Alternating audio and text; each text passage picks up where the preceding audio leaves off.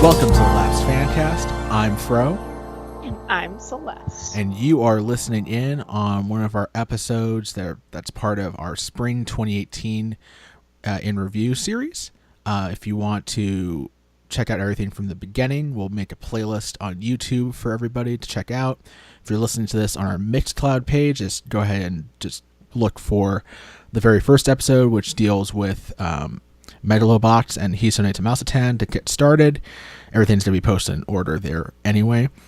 You know, just basically as usual, we're going to give synopses of two shows and then kind of, well, not at the same time, but one at a time, delve into what we liked about the show, what we disliked about the show, and just kind of like go back and forth about some of the shows that we watched this season. Celeste, do you have any thoughts before we get started? Oh, let's dive right in. All right, so the first show we'll be talking about today is Comic Girls.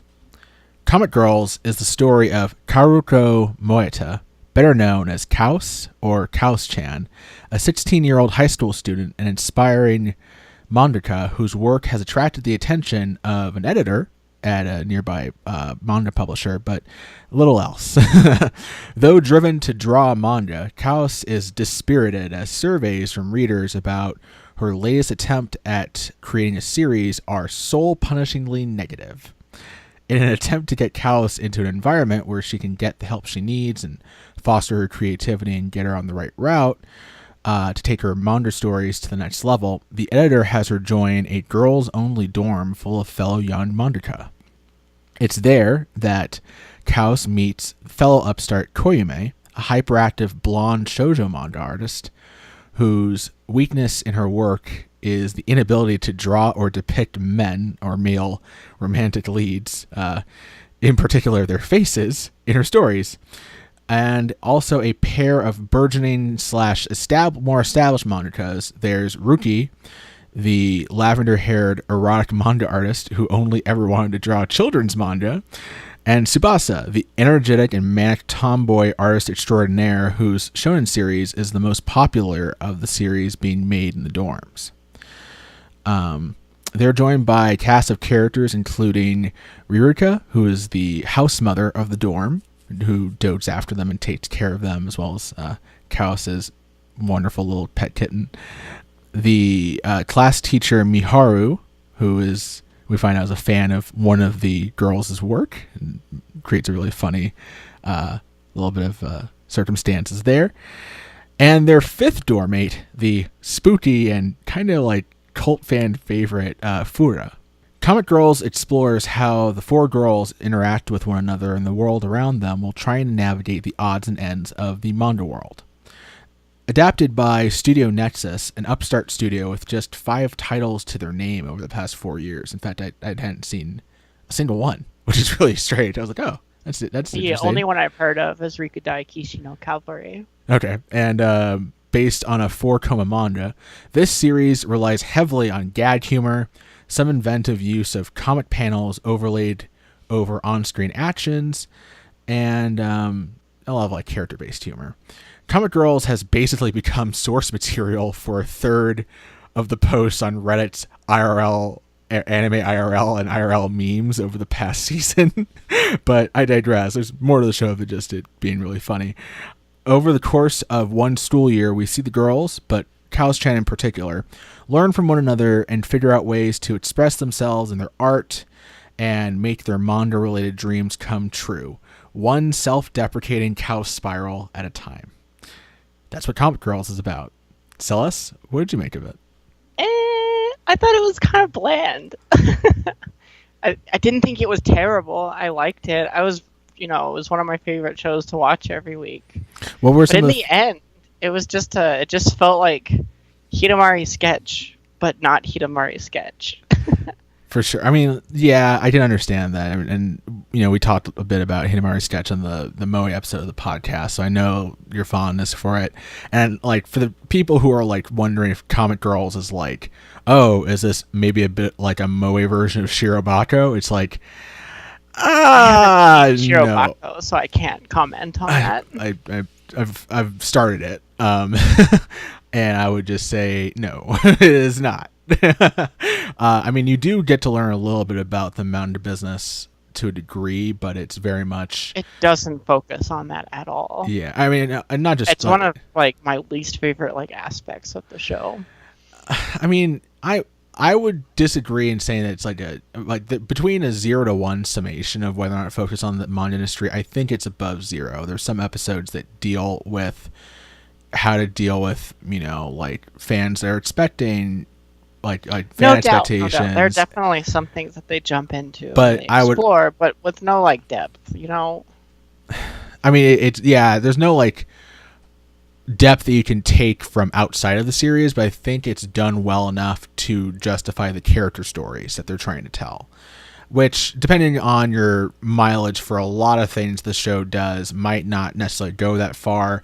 I totally get it. I cop to one of my notes is basically, on a lizard brain level, I enjoy the show tremendously, and it's like one of those things where it's like, I think I enjoy the show more than I think it's good.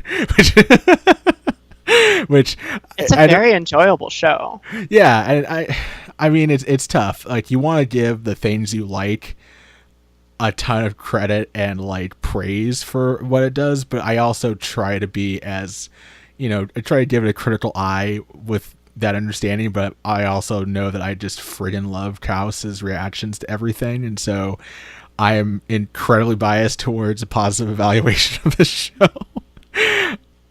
But again, like, real clearly, like, I know that other shows, most infamously, like Bakuman, Monthly Girls, Nozaki-kun, and Shirobako, have really covered the territory of, here's an anime about the lives of people who make manga or anime to a greater and more technical degree, like, of really the ins and outs. Mm-hmm. But I also... stories. Their lives suck. Yeah. But I really did enjoy the little bits and pieces I gleaned from... making manga in the show, especially earlier on when Kaos is essentially drafted in to help assist Tsubasa with her work, and you kind of learn about like some specific editing techniques and how mangaka managed to make deadlines. And I mean, if you're looking for your realism in this kind of story, I would say that Comic Girls requires a big suspension of disbelief in a couple of respects, and I think balancing a high school lifestyle of like trying to go to school and get your degree to go out in the real world and become a really successful manga artist might be a bit of a stretch for those of you out there that might not buy into some of the more aesthetic or comedic aspects of the show. So I really want to make that caveat very clear and basically say that while Comic Girls is not exactly Eurocamp in terms of being an informative, cute girls doing cute things show, I still enjoyed what I learned from this show. In terms of the stories and characters, really most of it just tends to center around the interactions between the four girls and some small events that deal with their burgeoning manga careers. So I kind of want to talk about the characters a bit. Kaos, in particular, is really the main character of the show.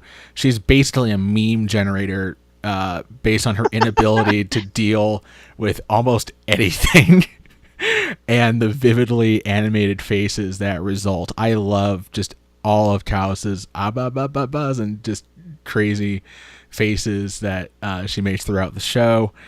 I can totally relate in a sense to her being a complete and utter goddamn mess of a thirsty lesbian wannabe mangaka who shrivels up at the first obstacle.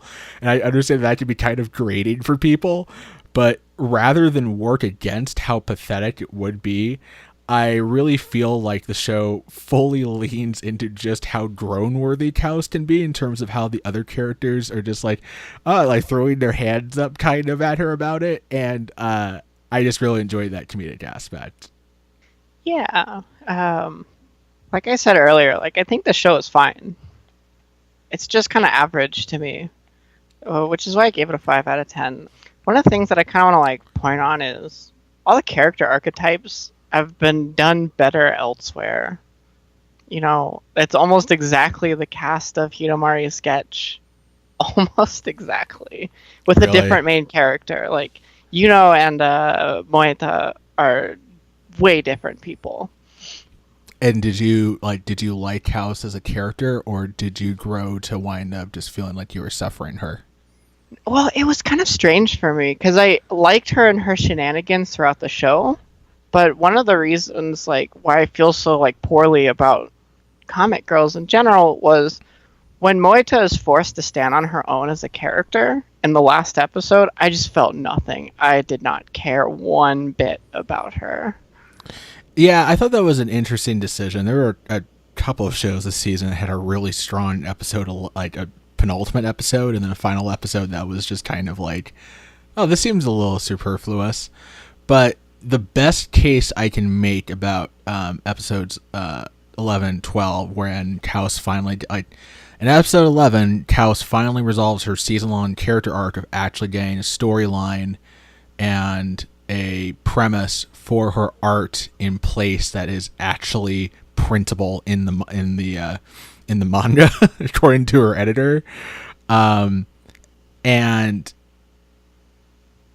it's kind of like, oh, I wonder what 12 is going to be about. And then you tune into 12, and it turns out that 12 deals with her struggle to actually get a 2-part short into the next issue of the manga, and Kaos essentially being left on her lonesome, which personally I thought was an interesting decision. I thought it's like, oh, cool. I mean, we it seems strange because it at the end of episode 11, it seems as if Kaos has accomplished something really significant on her own. And 12 kind of casts a little bit of aspersions on it because we're informed that the 3 other girls helped her with finishing details before she turned it in. Which, I mean, I think that you could easily come away with the perspective of that it cheapens her accomplishment in 11. But I was willing to overlook it just because I was interested in the idea that Kaos, having learned all this stuff, would have to survive or have to figure out how to be successful on her own based on what she learned from the other girls. For me, what really wound up kind of being a meh kind of conclusion is that everything about this is predicated on Kaos' time at the dorm ending. All the girls leave and she still has to finish her project before leaving about a week after everyone else has left. So a lot of it is just Kaos on her own trying to deal with the situation. And some of it's funny, but in the end, she manages to get it done. But then while we're told initially that the dorm is going to be closed, what seems to be forever, if not indefinitely, then we kind of cut to some time later, the dorm reopens and the girls all return back to the dorm in kind of like a reset, a really soft reset, because Kaos even explains that she hasn't been able to do anything else since finishing the 2-parter at the end of 12, and it's kind of like, oh, I mean, you understand, because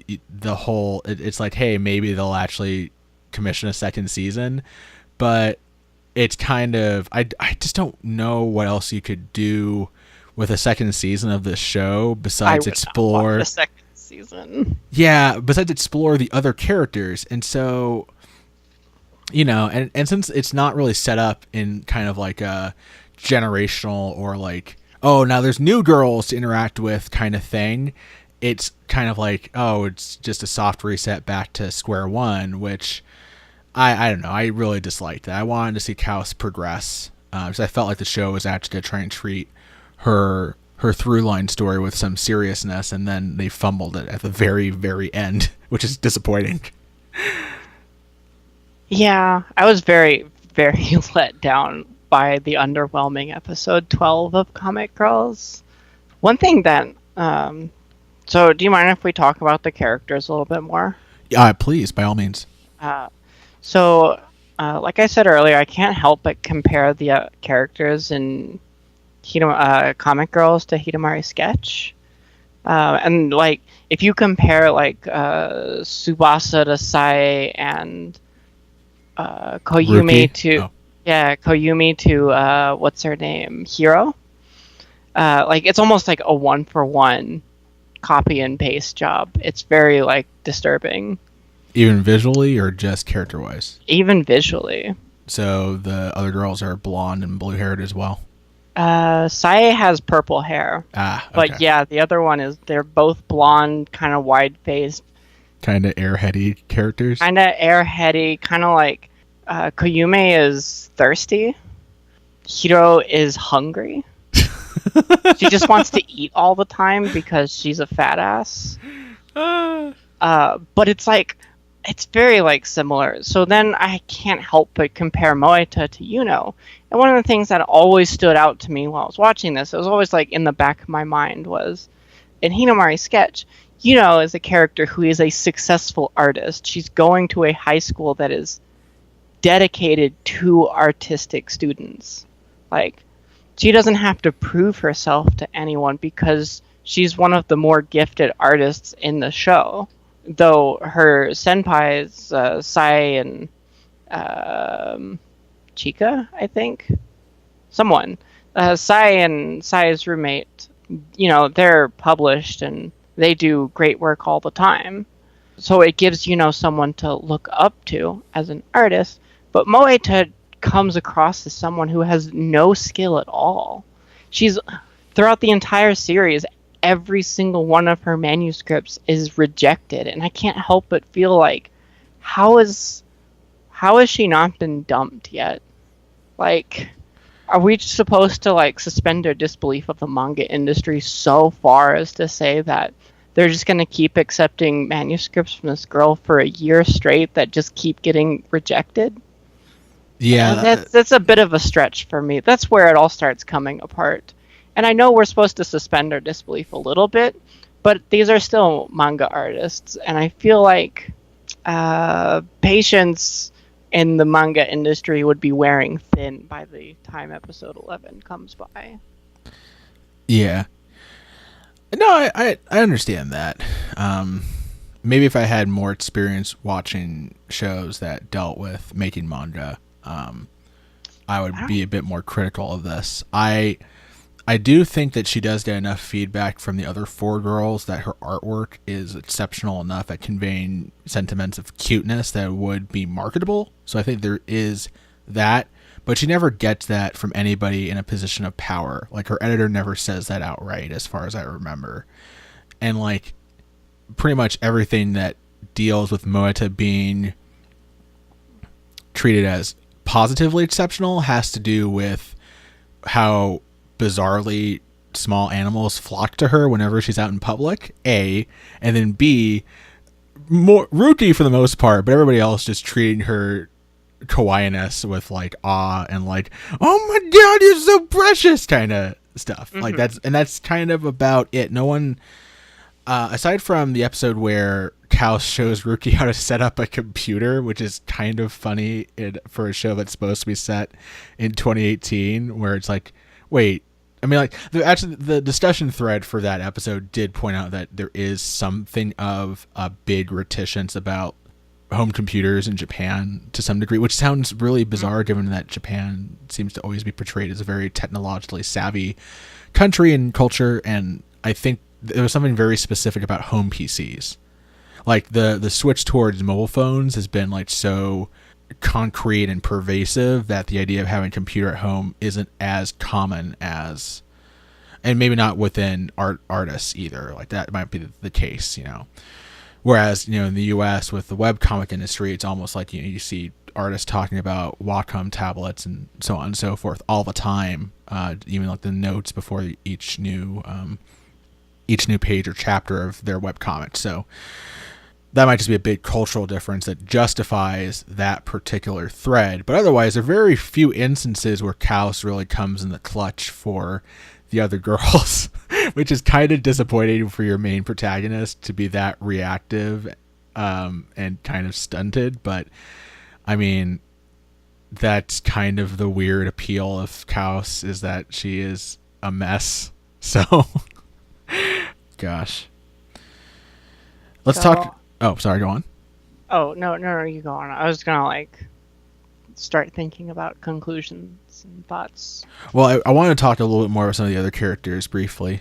I felt that Tsubasa is a total chill badass. I loved her little character mannerisms. Like, whenever there'd be like a particular problem or situation, she would just turn into like she would instantly disguise herself as her own shonen series' badass gallant hero protagonist whenever she's inspired or goofily trying to give advice. I thought that was a really fun character I like quirk. Tsubasa a lot. She's a really good character. And I think the episode where the girls help her kind of explore her cute side in order to inspire material for a slice of life chapter in her shonen is really adorable. I love it. She picks up the little Speaking of like great episodes, my favorite episode in Comic Girls was the one where the matron and all of her friends get together to drink. Isn't that the one where because the editor is actually one of the matron's longtime friends, and they find out the teacher is also one of the longtime friends. Yeah, they were all like the previous generation of aspiring mangaka. Yeah, and I think it's the episode where you get the most fleshed out information about why the editor is just so like why she is the way she is with treating Kaos, and I think that could have been handled possibly better and different in terms of like actually giving the editor a reason that or a motivation about Kaos's work that's why she's driven to continue to try and help her, because it seems like she's at the end of her rope, but it doesn't really help unless we know what her motivation is for what she sees in Kaos's work. It's just not driven home enough. I think what the show tries to do is tries to draw a parallel between the editors, what winds up like ending her career kind of, and how Kaos might be stuck. I think that's it, which is a weird place to be, kind of. What do you think? I think it's a weird place to be. I felt like everything concerning Kaos and manga was very strangely handled throughout the show. Even like when she got a manuscript that was accepted in episode 11, there were the other 3 failed manuscripts that was supposed to be a joke, right? Right. And then she ended up basically writing the manuscript for Comic Girls, which is what got accepted. Of course. I just felt like that was like a weird way to give Kaos a moment of recognition. Yeah. Well, it's like they're saying like, Kaos, you're still a failure 3 times to 1, but here's your 1. True, but in a sense it works because of weirdos that like me that like the show. Well, I know it was a joke, but it was like starting to wear thin for me at that point, Yeah, for sure. I mean, like this show is definitely predictable for the most part.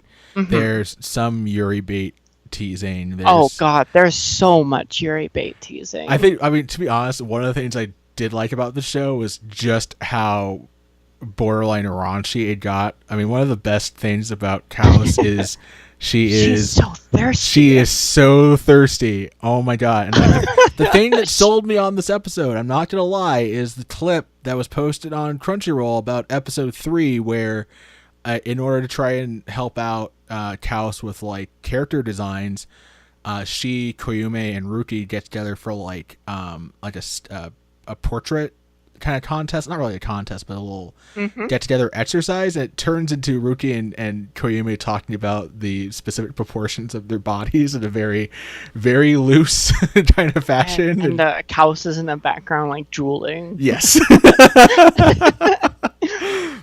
One of my favorite Yuri bait moments in the entire show was when I think Koyume is in the bath, or someone's in the bath, and making moaning sounds, and Kaos is just there hearing it, and she just like doki dokis and blushes, and she's just like, oh my god, I want it. I also love that the power of thirst is what helps Kaos overcome her fear of Fura, who we haven't had a chance to talk about. Fura is the fifth girl that's boarding at the house. That's introduced later on in the show. She's abandoned in the basement or in the attic. In the attic, and she is a spooky horror mangaka. And she is definitely like the best addition to the show's cast, in my opinion, because she's the best character. I basically died laughing in her introductory episode because she manages to scare Kaos so much that Kaos basically turns into an Edward Munch painting out of fear. It's a wonderful visual gag. I loved it. And I mean, I know Fura's appearances are very one note. She shows up and she gets real spookily close to one of the girls, and then it's like normal. This is yeah, but she's a great one note joke. I don't really care. So if the editor's motivations for keeping Kaos kind of on board and trying to push her to succeed might be a particular weakness in the show, probably the other one is the fact that the girls kind of have to keep at least initially, they have to keep essentially their career choice a secret from the school they're attending, which seems, I mean, it runs completely counter to, what the premise of Hidemaru's sketch. And I think there could be some interesting things. They try to do some interesting things with it, especially the episode where Tsubasa loses her manuscript. But it just more or less, and it's also an episode where they have to like get their grades up, which is a very typical trope. I just don't know if that might have been a bad decision in hindsight. But again, that's an adaptation thing. Like that's straight from the manga, so there's not really much you can do about that. What did you think? Do you think the school setting and the fact they had to like try and like navigate being in school while also being artists it just wasn't that interesting? What do you think? Hidemaru's sketch did it better. They did it better by doing the exact opposite, is what I'm saying. So one of the things I feel like Comic Girls was like too scatterbrained. It couldn't decide on like a single thing that it wanted to focus on. Like they'd spend some time at the boarding house, and they'd spend some time in school, and they'd spend some time outside, and they'd spend some time at manga events, and it felt like they just couldn't commit to a single setting, and maybe they don't need to, but it didn't help the show in any one respect. I felt like the school setting was very out of place. I didn't like it very much. See, I agree specifically that the school setting was out of place. It was they separated Koyume from the girls in the class by having the other three be in the same class, and they did absolutely nothing with it. That might be an adaptation thing. Maybe there were chapters in the manga where that actually pays off in some way, but it accomplished nothing. But I would disagree that the show tried to do too many things. I felt that every time that they went out to go do something, Kaos essentially was learning something more often than not. Especially like the episodes where they go shopping. The one where Kaos goes out by herself to go shopping and the policeman mistakes her for a small child, which is really funny. and she's like, she feels very alone. And it's the episodes that basically there to solidify, like, no, your friends actually give a crap about you. It's that episode, which is very boilerplate for cute girls doing cute things, if not anime in general. The episodes where they go to the beach are interesting because it kind of shows just how much the whole fact of the matter of making making manga is actually really important, because it contrasts Koyume's like trying to be carefree with like the other girls just being like, I'm thinking about manga subjects now and stuff like that, and I honestly forgot about the beach episode. Yeah, the beach episode segues right into the date episode. So that's probably why, because the date episode's more memorable. The date episode. Yeah, because it's really cute, and it's totally Yuribei 101. The one thing that I was like upset with about the date episode is only one of the characters knew they were on a date. Yeah, that is also very normal for this, and I mean, what do you want me to tell you? Like it kind of sucks. The humor gained from it is not nearly it's not proportionate enough to the character development that could have come from it being handled in a better way. And I don't know. I mean, I don't feel that there's a lot of humor to be mined from Tsubasa's obliviousness. I know that it kind of. I didn't think that was very funny at all. No, I think I understand if it's supposed to be in conjunction with her just crazy spiritedness to turn into her own character. Like if it's like one of those things where one can't exist without the other, fine. If you've made that decision, like the production aspect of it, sure. But otherwise, if that could have coexisted with her being more aware, then that could have been better. And I also wasn't a huge fan of the episode where they go back to Tsubasa's house, and basically her quote unquote weakness is that she can't fully admit to her family what she does for a living because they have kind of like. See, I took that completely differently. I took it as her family didn't want her to be a manga artist, or no, they wanted her to be more feminine. They wanted her to be more feminine, and I think there was this idea that she was only allowed to go do drawing if she was doing all the proper school and feminine kinds of things, And I think it was like she could not cop to her family that she does what she does, kind of, and that's just like because she writes under for like Tsubasa should have been the main character of the whole show. Shit. I mean, she had a really great character arc with like the family drama. That's true. I mean, she is the most established artist. There's a lot of argument. She's funny. She's a great, energetic character, and she definitely takes a lot of screen presence. But unfortunately, this is a comedy show straight up, and so Kaos, of course, was going to be front and center. So I get that criticism. I want to talk before we get any further. I do want to talk about the artwork in the show, which I think might be, besides for me, the character-based humor to be its greatest strengths. This show is just phenomenally well animated, in my opinion. There's a couple of scenes where they draft in some guest artists. Most notably, I do want to talk about the episode where the one Ruki-centric episode where she, having gained enough notoriety for her work as an erotic manga artist, is informed by her agent, who has been publishing her work under a hilariously exaggerated pseudonym of I want to say it's Big Boobs Himiko. I think that's what it is. That's right. Which is really funny because Ruki's like, but I'm not. Was it like busty. the Kai Oppai Himiko? Yeah, exactly.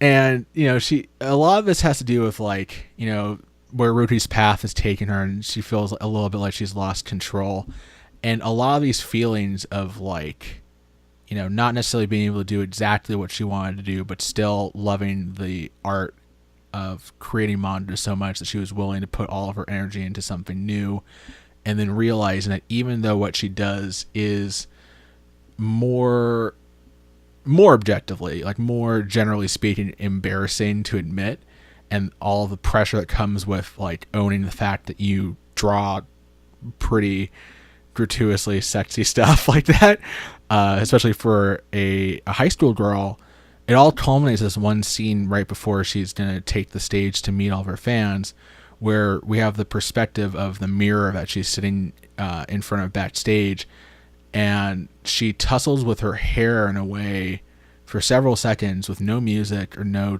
dialogue or anything, and it's really stunning. It's just it's a fucking phenomenal gif of art, and it captures all the anxieties and the pressures. It's not all just negative either. It's not like she's completely going down a hole, because part of it is you can tell where she's starting to own it when she's playing with her hair and moving her head around, and eventually everything culminates with her realizing that there's definitely something to, I don't know if necessarily being proud of what you do is exactly the thing to say, but it's definitely ownership that, oh no, what I do for a living actually is meaningful to a lot of people, and a lot of impressionable people, and people that I'm happy I was able to reach. And that's really a really cool lesson, and one of the things that I would say is a really strong suit about the show. And it's definitely one of the episodes that for me is going to be memorable, and something I'm remembering long after finishing the show. What did you think about that episode, Celeste? To be honest, I don't remember it all that well, but I felt like the animation and the art direction in general were pretty good. I didn't have any complaints with it. The episode where Ruki has to go and meet her fans is like probably one of the better standout episodes, just because it like actually injects some character drama to help like these characters grow a little bit, which I think is like something that's kind of important for a 4 girls show. For sure. And speaking of the real direct adaptation, playing with the source material, there's this really inventive, malleable, and very exuberant use of comic panels to do like picture-in-picture effects with reactions to specific sequences and character interactions that otherwise would essentially just be like pan to one character's face, pan to the one character standing next to them, pan back kinds of sequences, where it's very much like another show that did this was Hakume to Mikochi from the winter season did a lot with like comic panels and doing some really interesting like scene action layouts for just conversations. And it's a real neat trick the show deployed often hilarious effect. There's one point where like Kaos is reacting within one of the panels as a picture-in-picture, and then the editor Sama just shows up in another one, and she angrily tosses Kaos in the other picture-in-picture frame away in a really funny way. Also, aside from a lot of the character art and interaction and movement being really vivid, I definitely feel like this whole show was clearly a labor of love for the people involved. For example, they even commissioned a regional specific piece of art, just like an image to celebrate Comic Girls being the top viewed anime in Missouri for 1 month of all places. It's on the Comic Girls Twitter account. So there's a lot of care about the show, I think. And I also want to draw attention to the background art in the show is really impressive. Like once you kind of like maybe like on a rewatch kind of start to notice what's going on in the back. And yeah, ultimately I would say that I was very proud of Kaos-chan finally getting published. I understand that it might not necessarily be, it's arguable, it's not earned, it's fine, but I love her and I love the show, even though I understand that a little Kaos can go a long way for some people, and the show definitely overindulged in how much Kaos it gave everybody.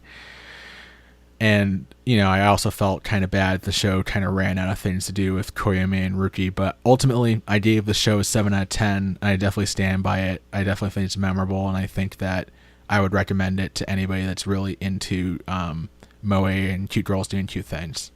And for me, in closing in this, I'm gonna say that anything Comic Girls did, there's something that did it better.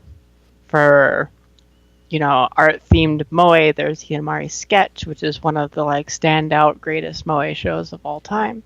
For Yuri baiting, there's Yuru Yuri, which just does it so much better. And it pays some of it off, and it's willing to commit to it. For kind of like themed, like girls doing themed stuff with a kind of ditzy main character who is liable to make some memes every now and then. There's Gochiusa. I mainly feel like for anything that you would want out of Comic Girls, there's a show out there you should watch first. So I felt that Comic Girls was very average, and so I gave it a 5 out of 10. I thought it was about as good as Slow Start, and ultimately kind of forgettable. Oh, that hurt. we both agreed on our Slow Start scores too, where I was just like, this is kind of incredibly dull, so I feel like an arrow went through my heart. Well, we can go from one show we definitely did not agree upon when it came to our assessment to another one. With that being said, let's go ahead and actually real quick, almost forgot, ED and opening thoughts. I like the OP, and the ED is kind of fine if it's just a little more solemn. And Celeste, you did not like the OP. I think the OP is like it's not original. It's very like, it's a lot of panning shots that I've seen before. The music's good. it kind of fits the show. There's something better for everything. All I don't right. think it was a bad OP. Okay. I mean, It's, I it's just understand. forgettable. It's not amazing. It doesn't stand out. There's no risk in it. For sure. And with that, Celeste, if you would do the honors of taking things away as we begin talking about Wotakoi. Sure. Wotakoi is an anime by A1 Pictures featuring Momose Narumi as she has moved to a new company. At this new company, she meets a childhood friend, Nichi Fuji Hirotaka. As Momose has had issues with her relationships due to her being an otaku, she rekindles a flame. Yeah, I was trying to find the right phrase for it. 'Cause I had thought about this earlier. Yeah, she reconnects with She Hirotaka. reconnects with her old childhood friend Hirotaka. They go out and have drinks together since Narumi has had kind of a rough first day. And they end up in a relationship by the end of the night and by the end of the first episode. The rest of the show follows the hijinks between the relationships of Momose and Nichi Fuji, and the friends also in a relationship, Koyanagi and Kabukura, who are kind of senpais of the company. And it's really all just about them having otaku-based relationships and comedy while struggling at work in different scenarios. I found this show to be completely heartwarming, absolutely hilarious, wonderfully animated, a joy to watch. What did you think, Fro? So, I mean, it's pretty clear in the synopsis that the show is definitely an anime, or an example of an anime that starts off in opposition to the majority of not just romance-themed anime in general, but most romance in anime, with our main characters essentially confessing in episode 1 and starting the relationship at the end of episode 1, which is refreshing still for anime, which is, I mean, like, that's there's a long history of romances that just tease each other for 11 episodes, and I'm just like, come on.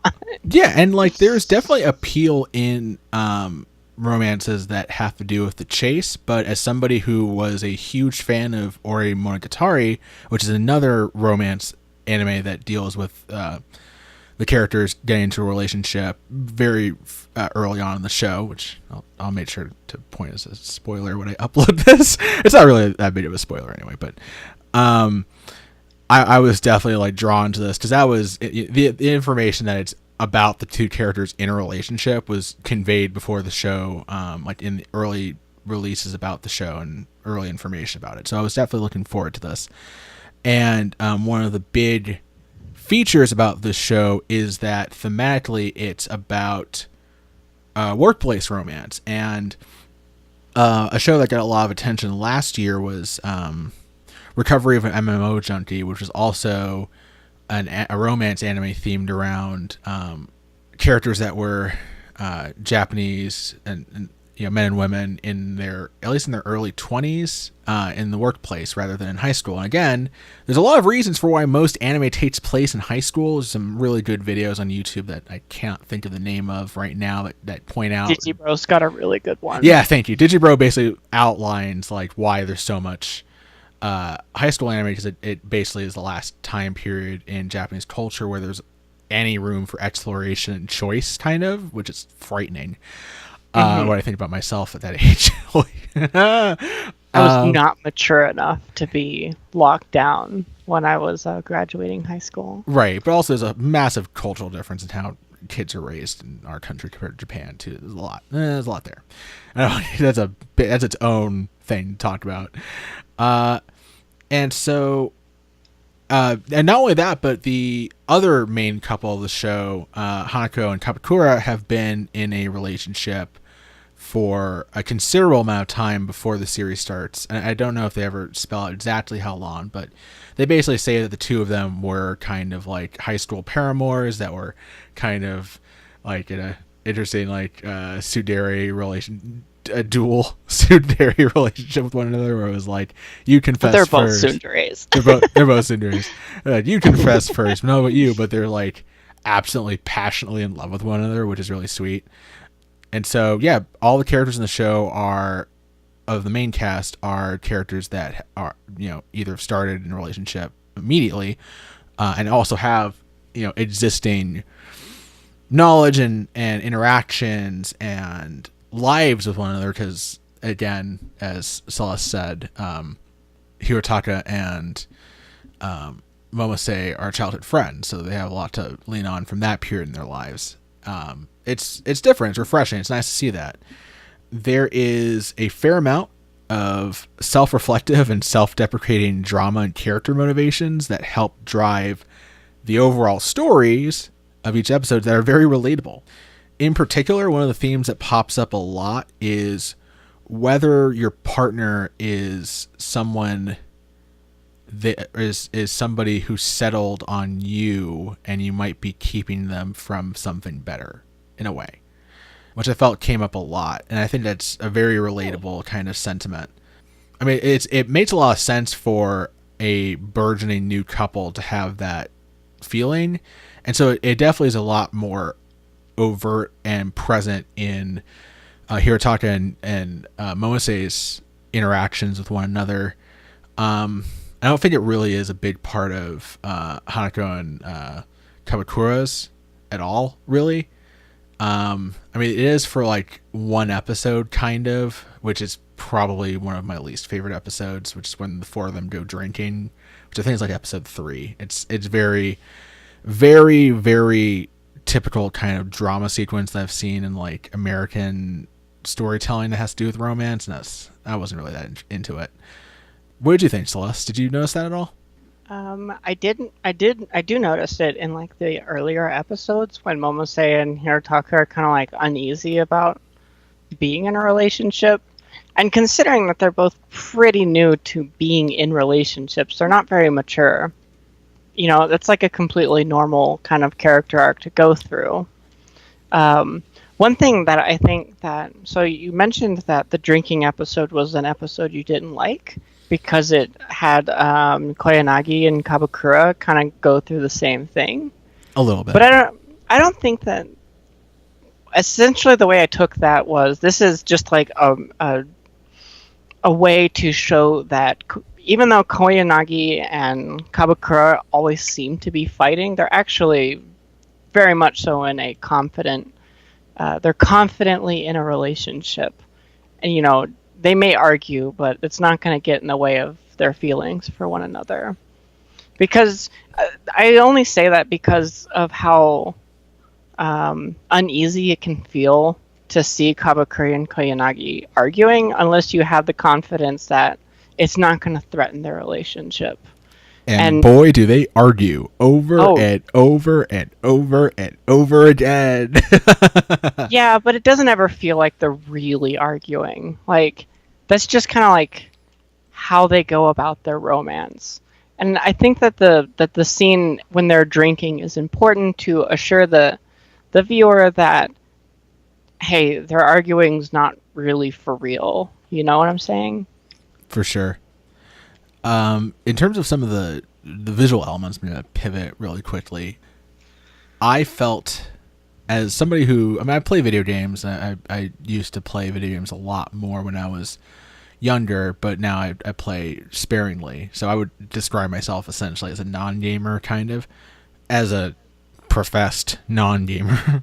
I felt that the gaming-related content, from Hirotaka's Nintendo Switch usage to the very cute stylistic dives into the JRPG style game that God, it was wonderful. That they all play together, and just I loved Hirotaka's character outfit was always like, because it's funny because in the OP it's like an actual serious character, I think, and then in the actual game it's just like a bunch of like random stupid shit posting items that he's put on his character's costume in, while all three of the other main cast are like in serious like fantasy based outfits. It's like, oh, you kind of understand Hirotaka's personality a little bit more. from that.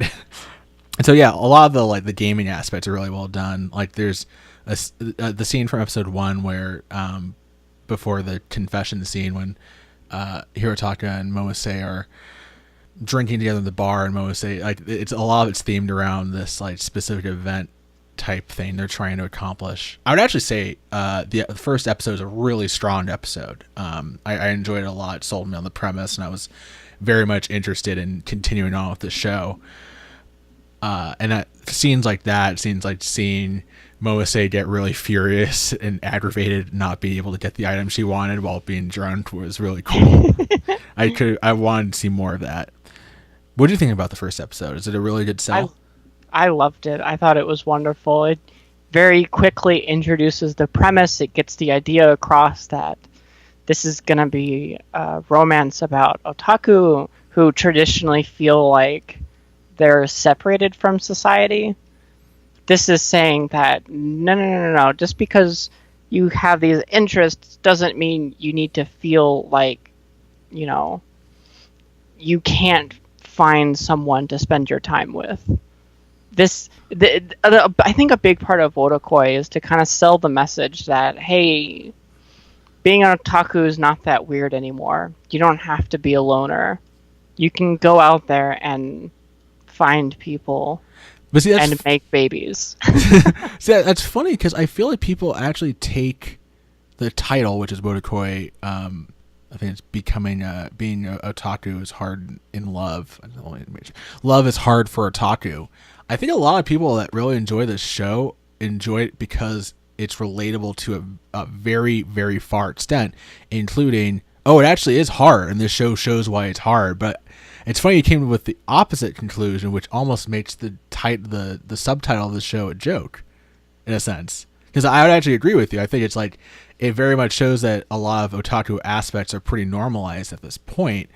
But in an industry that's specialized, and actually, again, Digibro has definitely put his finger on the pulse of like just how possibly problematic for the future of the industry, just how specialized and catered to otakus and a very specific kind of otaku weirdness anime can be.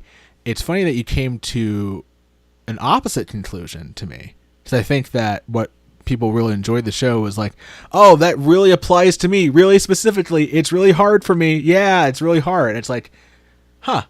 Wait, what part of the romances was ever hard for any of the characters? They fell right in, and it was, there were some questions and some like kind of internalized drama, but it never amounted to anything. The miscommunications. It's all about the miscommunications. Sure, but they were both having miscommunications, and in the end, they always communicated through them. The relationships were never like seriously in danger of being, canceled. Yeah.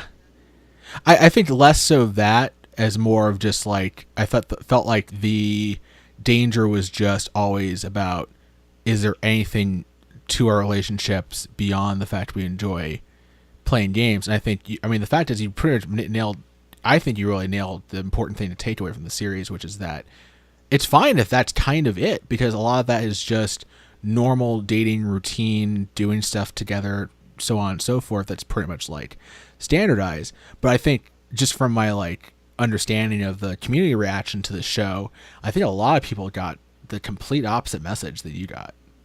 I maybe I can see that from like if I thought about it, but I feel pretty confident in how I saw the show as kind of a exploration of, hey, it's not weird to be in a relationship as an otaku anymore. Yeah, and I actually agree with you, and I think maybe, I don't know, I feel like my interpretation was that was the message, but I also felt like the show tried really hard to hammer against that in some ways, in terms of like trying to stir up things to make it, in order to create conflict in a sense. And I don't know, I think a lot of people got something weirdly opposite out of it. I can't speak to those people's experience. Yeah, I know. It's a weird appeal. I admit that. I apologize. I think the key takeaway thing for me is that being in a relationship as an otaku is okay because you have a point of relationship. Even if one person's into games and another person's into BL manga, it's okay because you're part of the same culture. You have a point of relationship, a point of commonality. That's what's really important. You don't have to give up games to be in a relationship, and she doesn't have to give up BL manga to be in a relationship. If you do that, your relationship is doomed, like all of Narumi's relationships were before she re-met up with Hirotaka. Right. I think even more importantly is the chance to share those, interests with your partner. Personally, my favorite episode of Wotakoi, Kabakura and Koyanagi do, where Kabakura finally breaks down and agrees to read a BL manga, and it becomes a point of bonding in their relationship. That's a great example of how powerful sharing different interests with your partner can be. For sure. I guess my takeaway from that episode is like I felt like that could have come earlier in the series. A little bit. I know they still have to like actually introduce the characters and kind of their little conceits. I mean, it's funny because of the character of the main quartet, it doesn't seem like Hanako has any hangups, whereas the two male romantic leads and Momose clearly have hangups, in a sense. Well, I will just come out and say, like, straight up that I preferred Kabakura and Koyanagi's relationship drastically over Momose and Hirotaka. But that was mostly due to Hirotaka being a pretty boring character overall. Yep. He's very bland and monotone. I don't feel like he makes any, like... He doesn't make any real, like, strides forward. No, he doesn't. It kind of sucks that he has to be the main romantic lead. It would be nicer if he was a bit more, like, kind of like a bit more snarky at times, because that would be a little bit more believable, and also would bounce off of Momose's comedic sensibilities better, too. But instead, the show just relies way too much on him being, like, a checked-out NEET. He's very, like... what's the phrase? He's very deadpan, like all the time. I mean, he never shows like any initiative or any energy. He's just kind of like, whatever you want to do. Yeah, I'm here. He's just like, yeah, I just want to play games. He's like, yeah, I'm a handsome cardboard cutout. Project onto it all you want. And the show's attempts to like create like sentimentality and like motivations in his behavior beyond the first couple of episodes, where he works really well as a counterbalance to Momose's insecurities a lot of the time. But anything about his own shit that he's trying to deal with, it's rooted in like the childhood friend aspects, and it's never communicated in a really coherent way. He just is, and it's almost like he's a little too perfect in that respect. I mean, yeah, he smokes, and yeah, he has some moments where he's just so checked out of what's going on that it's like the characters have to drag him kicking and screaming into what they're doing, which, fine, I guess that's technically like a character flaw in some respects, but otherwise, he does seem a little too perfect for me.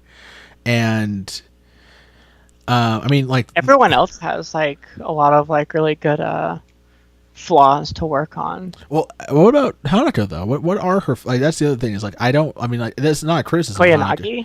Yeah, sorry, yeah, Koyanagi. Koyanagi's flaw is that she's too quick to argue. She's too confrontational. She has to have her way. Oh, good point. I actually didn't realize that. Womp. Yeah, you're actually right. Yeah, that's 100% the case.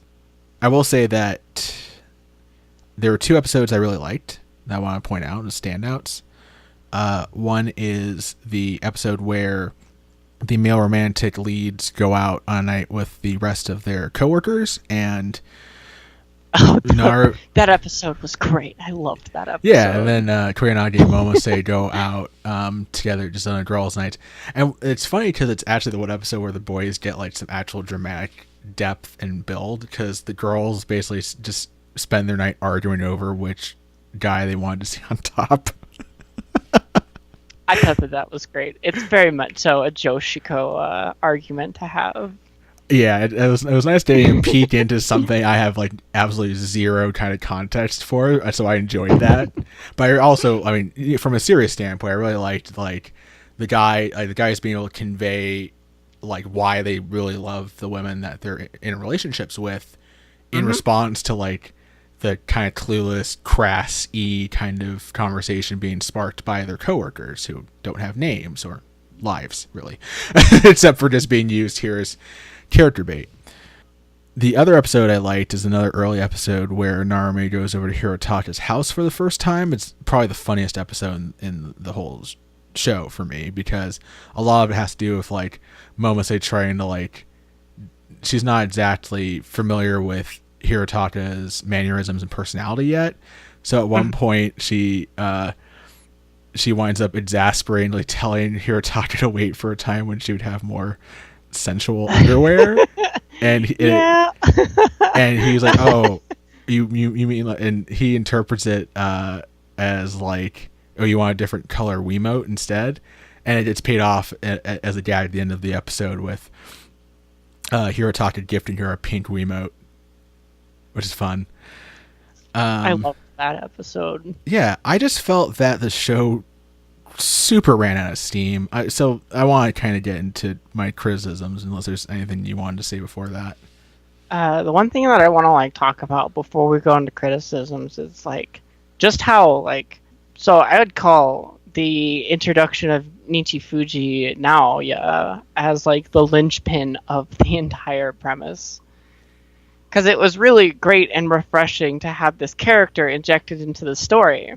And when he's introduced, it's kind of like, wait, is Momose gonna cheat on Hirotaka with this pretty boy, be shonen?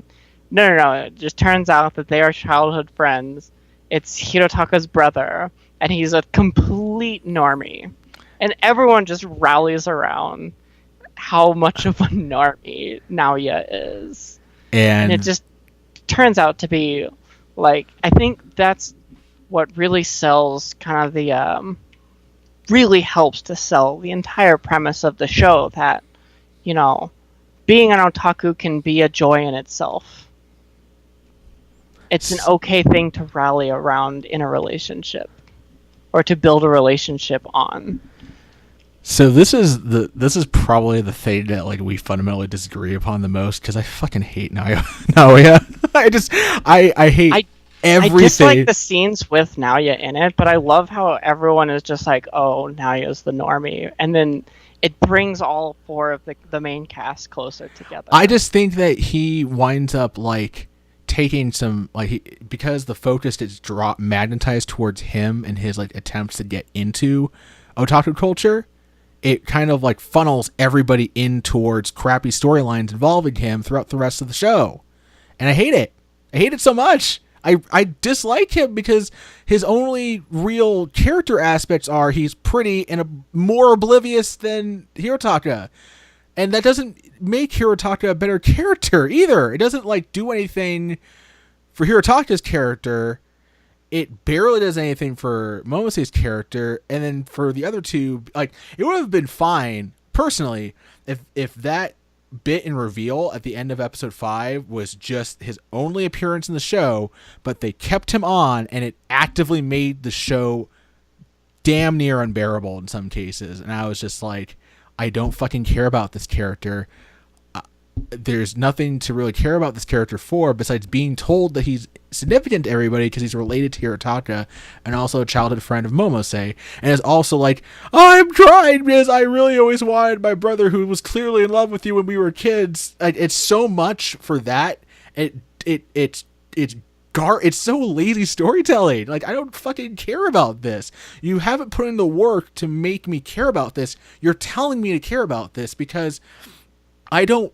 This ties into my biggest criticism about this show, but this bullshit aspect of the childhood friends aspect, rather than using that conceit to drive home the particular uniqueness of having gaming and other kinds of otaku cultural elements be the binding agent for an actual genuine romantic relationship. Rather than that route, it's almost just using it to skin over another boilerplate childhood friends love arc. And they use the brother to like jab at the viewer, like, yeah, this is what's always been meant to happen. Yeah, all the stuff that's really important happened when they were kids. And it's like, we don't get any of that. And B, I don't care to see any of that because I tuned into the show to see 4 adults in adult romantic, like not like sexually explicit content, but 4 competent adult relationships. And this shit, what it does is it further strengthens, emboldens my perspective that this show fundamentally is just a very good high school romance anime reskinned as an adult workplace romance anime. And that sucks. Wow. Sorry, I just, it's that was just the moment, like the fact that he continued on in the show, I despise him because he ruined the show for me. I think Naoya has his place. I think that he might have been overused. I'm like not defending. So my least favorite thing about the show was how they tried to get Sakuragi and the tomboy girl and Naoya into like a pseudo relationship by the end, and it really just like it felt a little ham-fisted to me. Oh, absolutely. I didn't enjoy it, but it was so late in the series, and there were so many like other endearing things going on that it didn't ruin the show at all for me. Like for me, all the proof of that I need is how much I absolutely enjoyed episode 12. Like it was my favorite episode of the series. It was, having now take a couple minutes of some final episodes to himself, I can forgive that as long as the rest of the show is strong on its own. So I just felt with an 11 episode order that there wasn't time to waste on this, and they shot themselves in the foot by essentially winding up wasting 33% of the show on childhood friends bullshit. Again, there was an interesting arc for that. I'm not saying don't use childhood friends period in your romance setup. Like there probably was a really cool thing to use for that. The most they do with it is the thunderstorm episode, which is supposed to engender feelings of like emotional depth for Hirotaka, but there's nothing about Hirotaka that suggests he can support that up to that point because of how much of a cardboard cutout he is. So there's that. There's the fact that, again, just I don't want to, this show should be focusing on everything that happens post episode 1, really. Like this is a good thing is some people were like, oh, I kind of wanted to see how Kabakura and Koyanagi get together. And I'm like, I don't fucking care.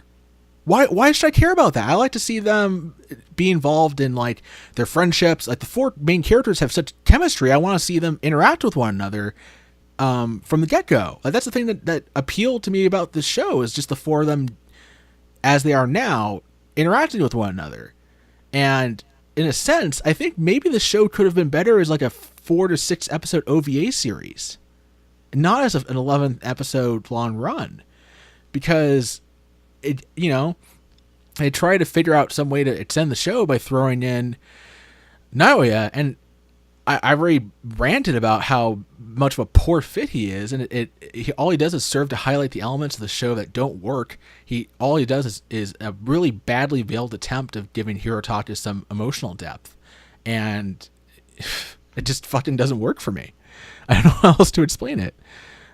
Yeah, I mean sorry, going back to your point, I did enjoy the theme park episode. It would have been a really cool penultimate episode, even in an OVA series.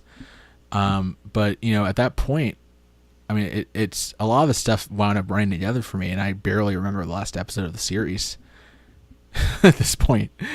And yeah, that's unfortunate. The last episode of Wotakoi is one of my favorite episodes of the season.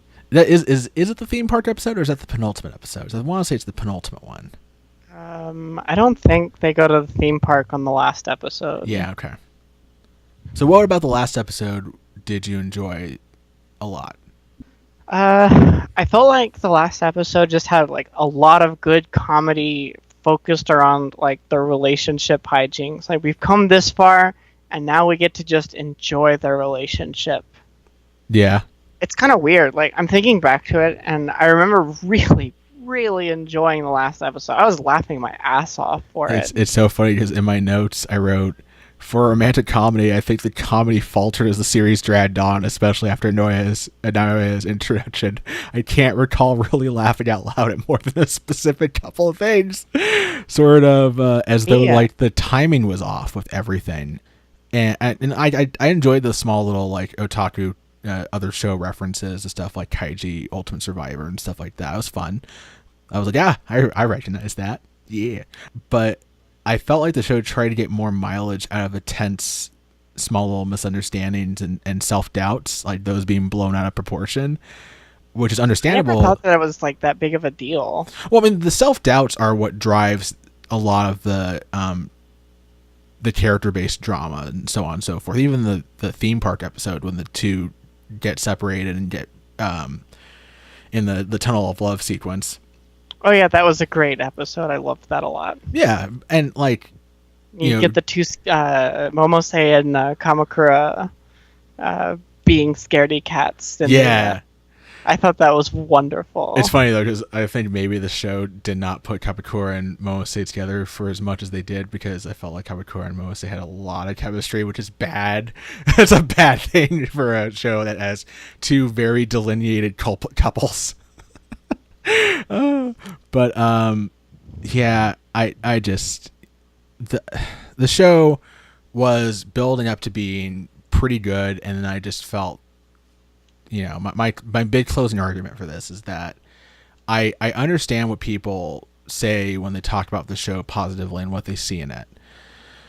I think that maybe in some cases people might be just seeing like bits and pieces of elements that they can relate to on the surface for the characters, but when you dig down deep into the characters, especially Hirotaka, I don't understand what people are saying when they say they find the characters relatable. Especially Hirotaka is like, I'm just like, I can understand like Momose seems to be the one that I relate to the most, because she seems to be, you know, pretty nerdy but also pretty extroverted, but also trying to like please everybody and not, you know, not fuck up so much, and still fucking up sometimes a little bit. I felt that she was really relatable, and I felt that Kamakura was very cool, and Torinagi is very, very attractive. Torinagi is very attractive, oh my lord. But yeah, when your primary main lead is there and people are talking about how relatable the characters are, I'm just like, are you sure? Like, maybe a specific character is relatable. Like, I don't understand that. But the characters are so relatable seems... Yeah, especially with the male leads. Like, even Kamakura, who I like a lot, I mean, his reticence to do the thing, to get over himself and read, you know, BL manga from his partner, like, it's like, dude, this should have been resolved ages ago. Like, you seem to be secure enough in your own shit to, like, do it. Why aren't you doing it yet? I don't really have a follow-up to that. I didn't find myself bothered by that aspect.